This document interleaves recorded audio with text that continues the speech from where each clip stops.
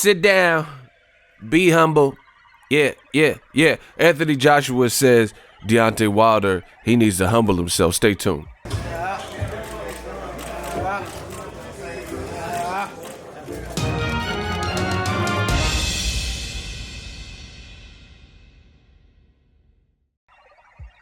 What up, Fight World? It's your boy Ego, and I'm back with some more boxing. Make sure you smash the like button. Also, subscribe to the channel for the latest and greatest in boxing if you want to become part of the gang. Notification gang, please hit the bell icon. Shout out to the super chats, channel donations, the Venmo donations, and the Patreon family. We working. Shout out to ESPN, link in the description. Let's get into it. We got some new channel members, by the way, so you know who you are. Shout out to you. Link in the description. ESPN has an interview with Anthony Joshua. Funny thing is, ESPN, I guess he was supposed to be on First Take, him and Gerald Miller, Big Baby Miller, since they were both in New York at the time and just concluded a press conference. And then I received this update, and it basically said it was canceled at the 11th hour. Like, they canceled them being their appearance on First Take. And a lot of people are speculating, like insiders are saying, that it's because he's with DAZN, and ESPN just got picked up Fury and stuff. So basically some politics, Cold War bullshit. They didn't want to go out of their way to promote a rival streaming app's fight, and big it up on their network. And this is the type of thing that I feared, and the politics that I feared, because Tyson Fury's over there, Wilder's over there, and Joshua's over there. They're all on different networks. So I hope they, the people in the suits who are paying the bills, keeping the lights on, hope they can put all the bullshit to the side so we get the quality heavyweight action. Anywho, Wilder Fury on top of Joshua's list after Miller fight. And it looks like Joshua is mad, is him thinking. Dan Rafael. Unified heavyweight world title holder Anthony Joshua came to New York this week to get the ball rolling on promoting his American debut against Brooklyn's Gerald Big Baby Miller, and they put on a spirited war of words. There was even a little shoving mixed in to kick off their news conference, but besides discussing his fight with Miller, which takes place June 1st on DAZN, Madison Square Garden, Joshua fielded numerous questions about the other two big names in the division who loom as his biggest, most lucrative opponents. Title holder Deontay Wilder and lineal champion Tyson Fury. They are the three legs of the so-called heavyweight stool, and while Joshua Miller is viewed by most as a worthy fight between unbeaten big men, it is really showdowns with Wilder and Tyson Fury that garner the most debate and interest, which is facts. Although Joshua, who will be making his 7th title defense, says he, quote, is not taking Miller lightly, and that he is, quote, to buckle down in order to prepare for him, Joshua openly discussed his interest with fights with Wilder and Fury. Wilder is on the top of the list. It's a fight that's been discussed for the past year but has not yet happened. Each side blames the other. Let's get into some of the quotes. He says, I'm going for all the belts. I'm not going to stop at this one. Now we've come this far. So far. Forget the money. Who would I rather fight, Wilder or Fury? I'd rather fight Wilder because it's an opportunity to fight for the belt. Anthony Joshua. You can see in the UK the market was booming. It's booming. It's mad. Booming in boxing. There was no rush to go anywhere else, Joshua told ESPN in an interview Thursday. But there was Matchroom boxing promoter Eddie Hearn's partnership with DAZN, and we knew we had to fight here one day. I didn't think it would be so soon. Quote, we booked the date April 13th in the venue at Wembley Stadium to get the undisputed championship of the world fight together with Deontay Wilder, and that didn't happen. So I was like, Eddie, I need the next best option. He said, we're going to the States for a fight, and I was like, perfect. I like the idea. It's a new challenge. In December, Joshua accompanied Hearn to New York, co-promoted Canelo Alvarez, yada, yada, yada. Joshua says, quote, I just wanted to come here and be involved in the culture and in replicating what we have in the UK, he said. It's just the start of something new, in my opinion. I could come to MSG and be a part of the American fanfare and get involved. You have the biggest media, the biggest outlets to be here with my feet firmly on the ground, kind of helps cement the reason why I'm here. It is very important for my own reputation to get involved in some of the big fights in the big fight nights here. While the fight with Miller is a big one indeed, it pales in comparison to what a fight for the undisputed world title with Wilder would mean, or even one with Tyson Fury. Joshua said he would be happy to fight Fury, but very much wants Wilder in order to secure the 4th belt, but needs to earn recognition as the undisputed heavyweight champion. I've got 3 now. He says, I'm not interested in stopping, Joshua said. Wilder is just another hurdle in my way. I have no interest in stopping before I get the last one. It's something that has to happen, and that's why I spoke to Eddie, and I said I think we need to start a conversation well before the Miller fight was signed, because these fights take a long time to get the signature at the bottom of the line, and we can't wait. I'm going for all the belts. I'm not going to stop. I was about to say he's going to stop.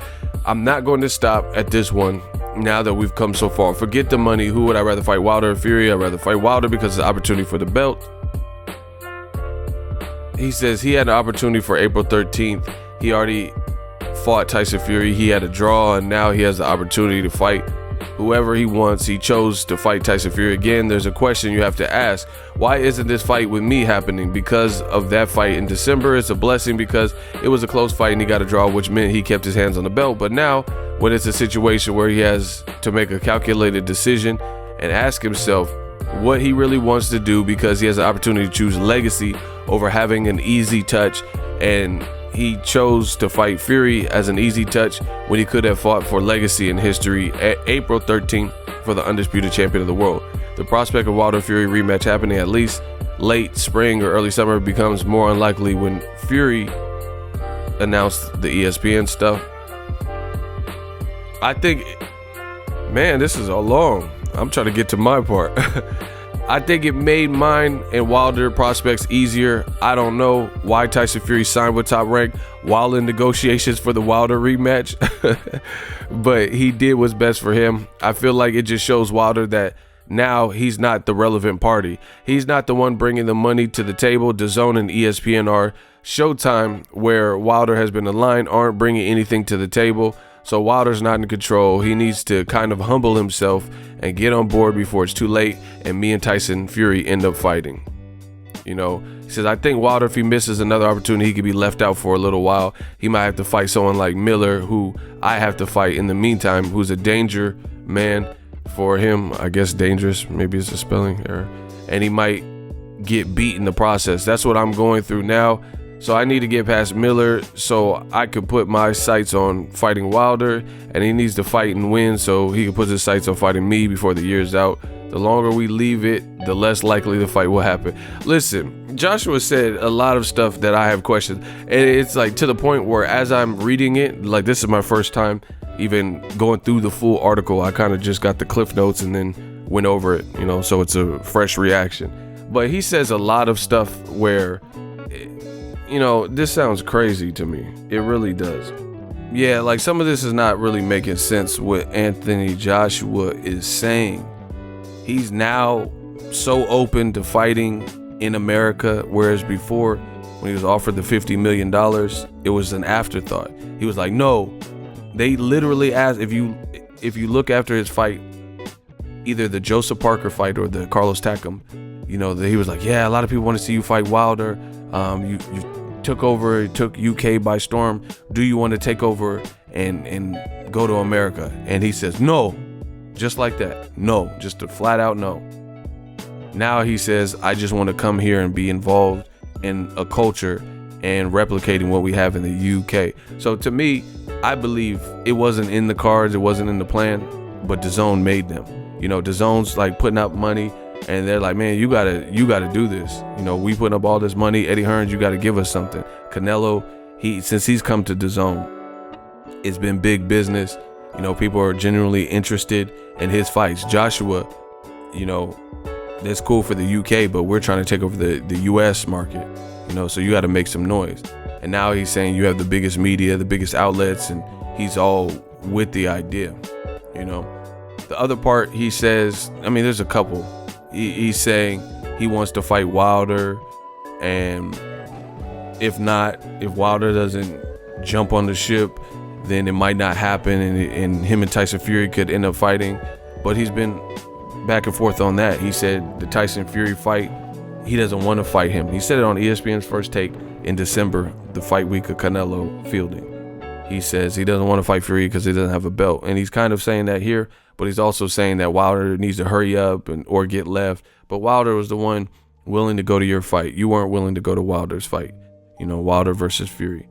And he's talking about me and Fury and DAZN and Showtime are putting up, or DAZN, excuse me, and ESPN are putting up the money, so he has no pull. You know, just things that this doesn't give me confidence that the fight can be made, you know, easily, because it's always about, he keeps saying in interviews, oh, there's enough food on the table, there's enough money, enough food for everybody to eat.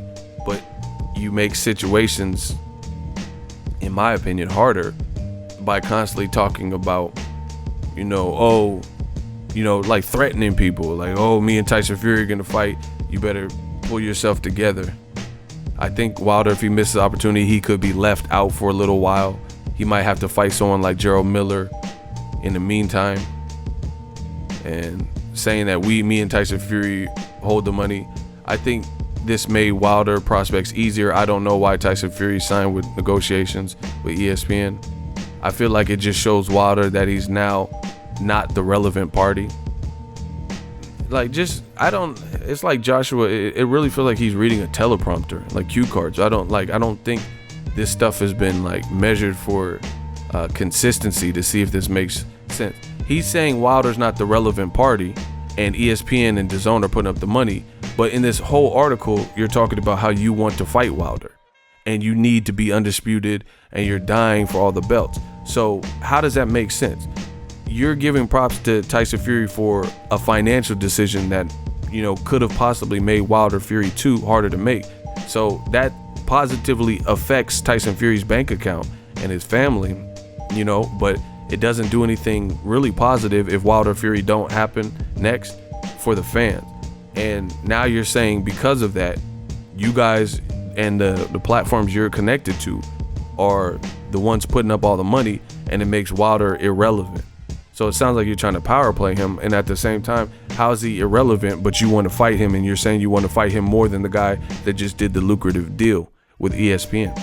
Doesn't really make sense. That's why I said it sounds like he's reading from a script. And see, that's the thing, if you're reading a script, you're just reading what's on the paper. You ever seen those bloopers and then they'll have somebody read something and then it'll be like, yeah, I'm a fucking asshole, oh shit, you know, and then they realize what they got played, and you know, it was a prank, and they made him read something that they shouldn't have read, you know, as a gag. That's what it sounds like when it comes to Joshua interviews. Like, what he's saying doesn't simply make sense to me.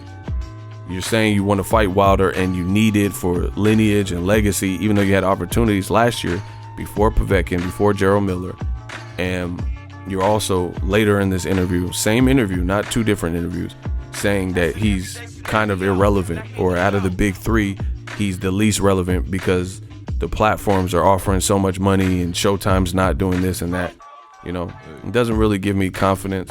Anyway, he has to get past Gerald Miller first. Let me know what you guys think. Drop your thoughts in the comment section. Make sure you smash the like button as always.